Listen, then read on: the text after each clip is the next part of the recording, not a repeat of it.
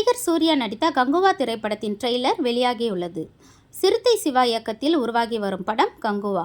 இதில் சூர்யா கதாநாயகனாக நடித்துள்ளார். இவருக்கு ஜோடியாக பாலிவுட் நடிகை திஷா பட்டானியும் வில்லனாக பாபி தியாலும் நடித்துள்ளனர். படத்தை ஞானவேல் ராஜா தயாரிக்கிறார்.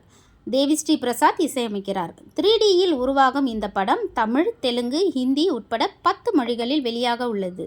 இந்த படத்தில் 2 கதாபாத்திரங்களில் சூர்யா நடித்துள்ளதாக கூறப்படுகிறது. கங்குவா 2 பாகங்களாக தயாரிக்கப்படுகிறது. முதல் பாகம் வரும் அக்டோபர் 10ஆம் தேதி திரைக்கு வருகிறது. இயக்குனர் சிவாவின் பிறந்தநாளை முன்னிட்டு கங்குவா ட்ரெய்லர் நேற்று வெளியாகியுள்ளது.